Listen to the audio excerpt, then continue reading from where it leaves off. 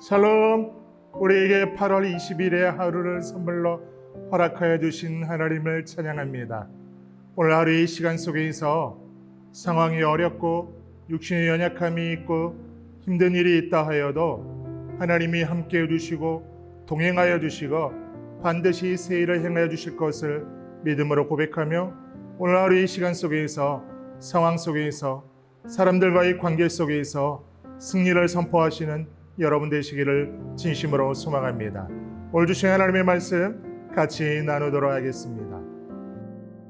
내게 주신 은혜로 말미암아 너희 각 사람에게 말하노니 마땅히 생각할 그 이상의 생각을 품지 말고 오직 하나님께서 각 사람에게 나누어 주신 믿음의 분량대로 지혜롭게 생각하라. 우리가 한 몸에 많은 지체를 가졌으나 모든 지체가 같은 기능을 가진 것이 아니니 이와 같이 우리 많은 사람이 그리스도 안에서 한 몸이 되어 서로 지체가 되었느니라. 우리에게 주신 은혜대로 받은 은사가 각각 다르니 혹 예언이면 믿음의 분수대로, 혹 섬기는 일이면 섬기는 일로, 혹 가르치는 자면 가르치는 일로, 혹 위로하는 자면 위로하는 일로, 구제하는 자는 성실함으로, 다스리는 자는 부지런함으로, 긍휼을 베푸는 자는 즐거움으로 할 것이니라. 사랑에는 거짓이 없나니 악을 미워하고 선에 속하라.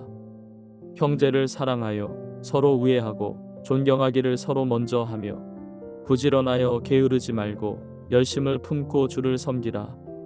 소망 중에 즐거워하며 환난 중에 참으며 기도에 항상 힘쓰며 성도들의 쓸 것을 공급하며 손 대접하기를 힘쓰라.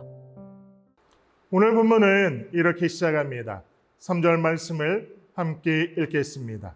내게 주신 은혜로 말미암아 너희 각 사람에게 말하노니 마땅히 생각할 그 이상의 생각을 품지 말고 오직 하나님께서 각 사람에게 나누어 주신 믿음의 분량대로 지혜롭게 생각하라.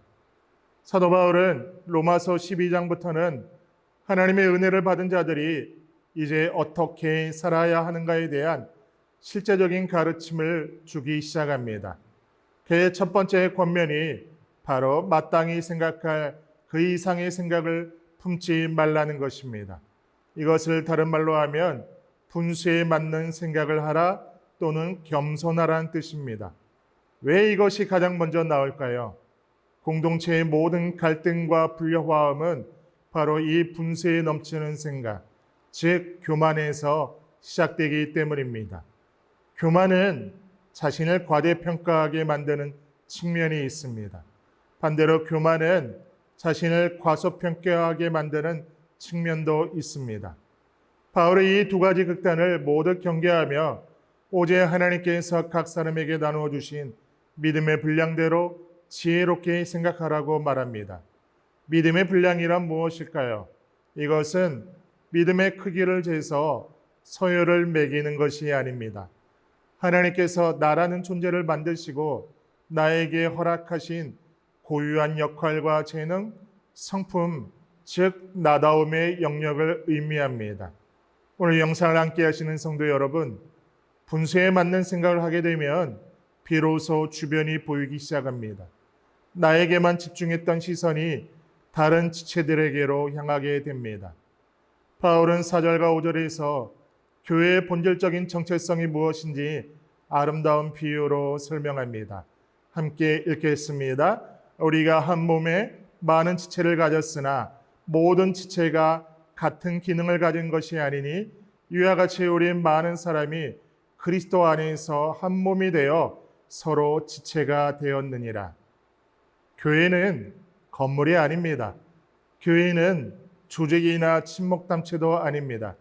교회는 그리스도의 몸입니다. 살아있는 유기체입니다. 우리 몸을 한번 생각해 보십시오. 눈, 코, 입, 귀, 손, 발 어느 하나 똑같은 것이 없습니다. 눈은 보는 일을 하고 발은 걷는 일을 합니다. 손이 나는 보는 것이 더 중요해 보이니 오늘부터 나도 눈의 역할을 하겠다고 말할 수 없습니다. 발이 나는 섬세한 손의 일이 부럽다고 해서 물건을 집을 수도 없습니다. 각 지체는 고유한 기능이 있습니다. 그 기능들이 서로 다름으로써 하나의 온전한 몸을 이룹니다. 오히려 모든 지체가 다 눈이라면 어떻게 될까요?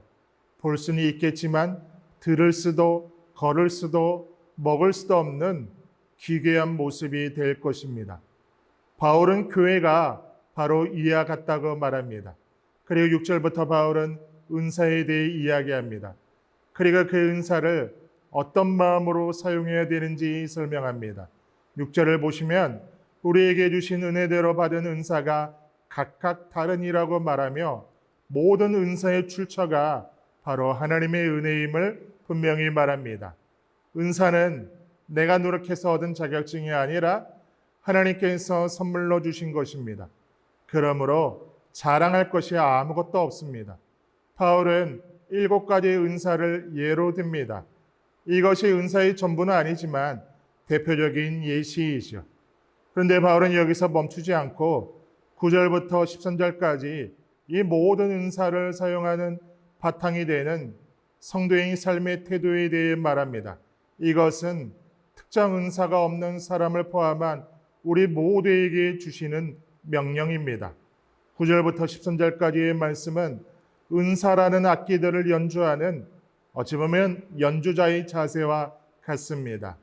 아무리 좋은 악기가 있어도 연주자의 자세가 엉망이면 좋은 소리가 날 수 없습니다. 사랑과 겸손, 열심과 인내, 기도와 나눔의 삶이 바탕이 될 때 우리의 작은 은사는 비로소 하나님을 기쁘시게 하는 아름다운 연주가 될 수 있는 줄 믿습니다. 오늘 이 말씀을 통하여서 그렇게 귀하고 복되게 하나님의 은혜를 흘려보내시는 올 하루 되시기를 진심으로 소망합니다. 다 같이 기도하겠습니다. 하나님, 우리를 그리스도의 몸된 교회의 한 지체로 불러주시는 그 놀라운 은혜에 감사드립니다. 때로는 교만하여 나를 세우고 때로는 열등감에 빠져 뒤로 물러섰던 우리의 연약함을 용서하여 주옵소서. 이제는 하나님 주신 그 믿음의 분량대로 지혜롭게 생각하며 다른 지체를 나보다 낮게 여기는 겸손함을 허락하여 주옵소서. 우리에게 주신 각양의 은사들을 발견하게 하여 주시고 그 은사들을 사랑과 성실로 사용하게 하여 주셔서 영혼을 살리고 교회를 세우는 일에 더욱 귀하게 쓰임받게 하여 주옵소서. 그렇게 행하실 하나님을 믿고 의지하며 예수님의 이름으로 기도드리옵나이다. 아멘.